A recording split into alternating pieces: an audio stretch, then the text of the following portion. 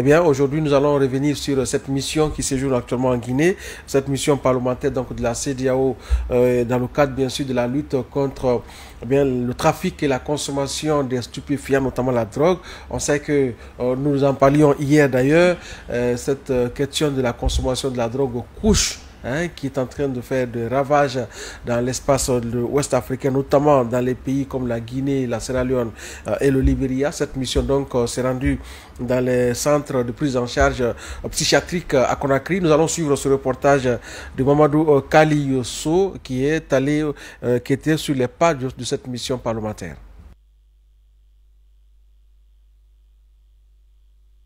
Le service de psychiatrie de l'hôpital Donka a une capacité d'accueil de 60 lits. Compte tenu de la sensibilité des patients, nous n'avons pas eu le droit de sillonner les salles. Le personnel est certes dévoué, mais insuffisant selon son premier responsable. D'après les chiffres fournis par le service, plus de 21% des patients reçus ont consommé des substances psychoactives. C'est une question qui est préoccupante actuellement compte tenu des différents types de substances consommées. Au début, c'était le cannabis, mais de plus en plus, on est dans la cocaïne, donc dans les drogues dures.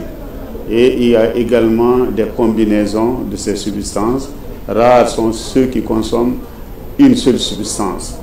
Troisième préoccupation, c'est que la population qui consomme devient de plus en plus jeune.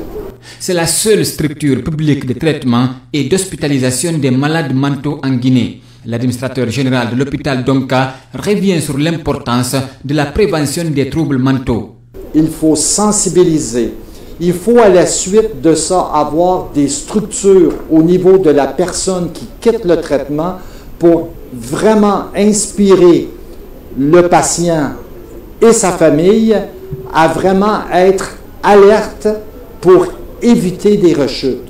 La mission des parlementaires de la CEDEAO, accompagnée d'activistes, a observé, écouté et posé des questions de compréhension. Sa première responsable a surtout remarqué leur rôle primordial pour faire bouger les lignes.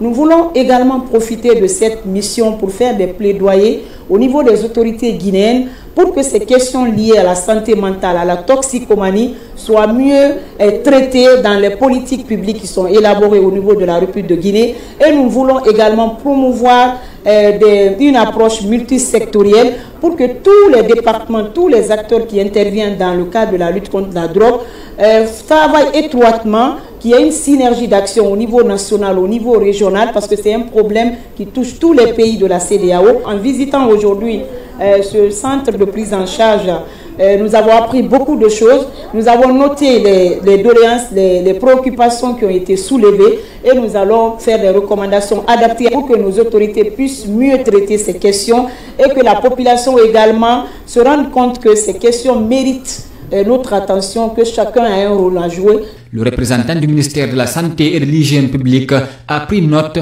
des différents défis relevés sur le terrain. Il promet de rendre compte à qui de droit.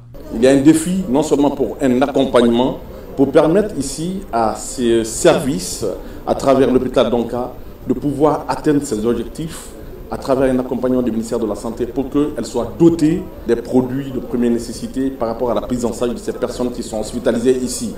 Il faut reconnaître qu'au-delà de l'aspect prise en charge, au-delà, n'est-ce pas, de tout ce qui est fait au niveau de l'hôpital Donka, de ce qui est fait au niveau, n'est-ce pas, du service de psychiatrie, il y a une interpellation. L'interpellation au niveau de qui?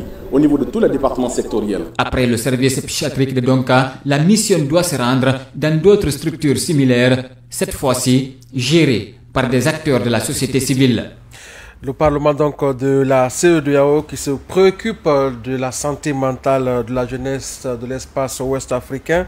Mohamed Bari Bella Kamano, il faut rappeler qu'au thème de cette mission, il va y avoir donc en tout cas une série de recommandations que le Parlement de la CEDEAO va adresser au chef d'État en vue de prendre des mesures d'envergure pour circonscrire les effets collatéraux de la consommation de la drogue dans l'espace ouest africain. Non, c'est ce qu'on disait tout à l'heure, hein, qui de mieux pour porter la voix des populations si ce n'est le Parlement. Oui, effectivement. Et je pense qu'aujourd'hui, la question de la consommation et du trafic, notamment de la drogue aujourd'hui dans l'espace CEDEAO n'est plus à démontrer, mais avec notamment un cas aussi particulier dans cette partie, notamment qui concerne la Guinée, la Sierra Leone, mais aussi et le Libéria, avec l'émergence de cette nouvelle forme de drogue qu'on appelle couche, qui fait aujourd'hui assez des ravages, notamment en Sierra Leone. Donc je pense qu'il est du rôle et de la responsabilité des parlementaires qui sont au niveau sur-régional, parce que si on banalise